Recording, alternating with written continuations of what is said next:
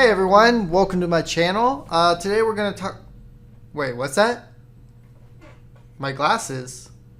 What about them?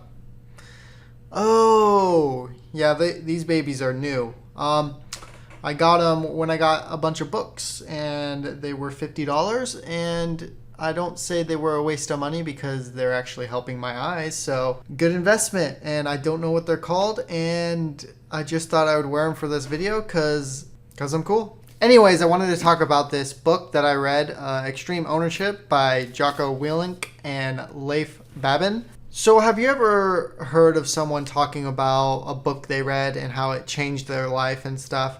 Well, I've never really read a book that would ever change my life in a sense. So that book didn't change my life, it actually enhanced it. And what I mean by that is I'm very proud to say that I own my life. I take responsibility for actions I take, and if something goes wrong, I will take responsibility for that. However, there are times where I can think back on it where I didn't take the ownership of that when I should have because I didn't think it was my fault. And in a way, it kind of was. And there's something I could have done to prevent something going wrong in that particular time. And that's basically what the book is about. It's about taking extreme ownership. You know, some people take ownership of their life, but I would say 95% of the people in this world right now do not take extreme ownership of their life. And in this review, I'm not really going to go too in depth with the book itself. I'm just going to go over generalizations and stuff like that. And first, let me give you an example of what I mean by extreme ownership. So I'm going to give you a little basic and simple example of what extreme ownership is.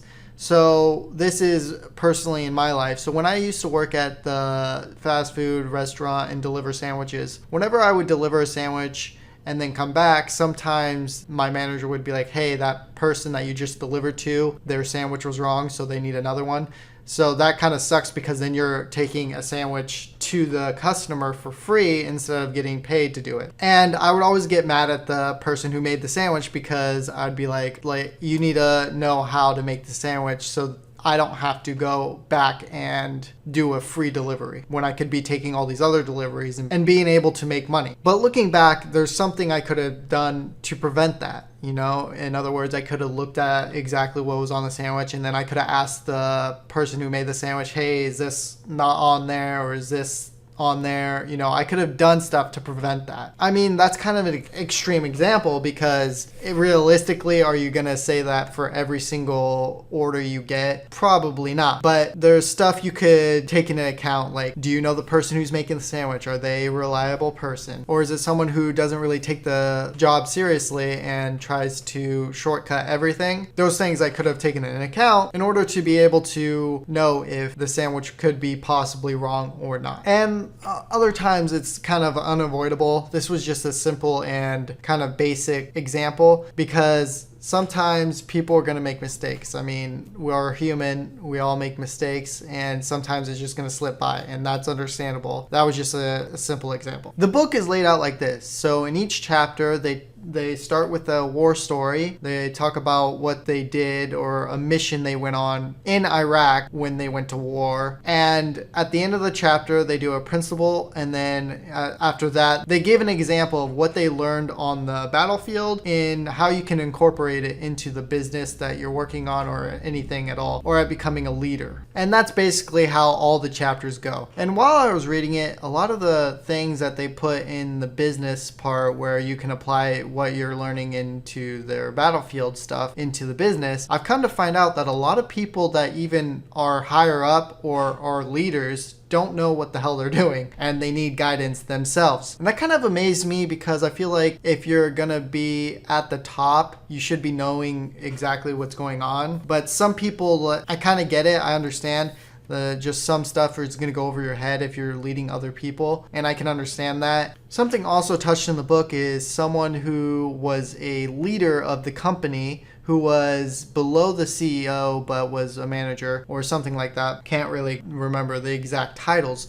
But he did not want to take ownership of what was going on in the company. And eventually he got fired. He was so close-minded that he didn't want to take advice from anyone, and he thought what he was doing was correct. And in turn, kind of cost him his job. I think the book could help a lot of people not even if you're in entrepreneurship, just in general, I think it could help a lot of people realize that they're not really owning their life as much as they could. I think a lot of people, especially in America, are not taking ownership of their life. A lot of people love to point the fingers at other people why their problems are not solved. I know a guy that I used to work with that does that a lot, and it's kind of sad, and I feel bad for him because he's a really good guy, but he's also a guy who just blames everything else except for himself for the reasons that he's not where he wants to be in life. And that's what I'm saying is, if you don't take ownership of your life, you're not a bad person.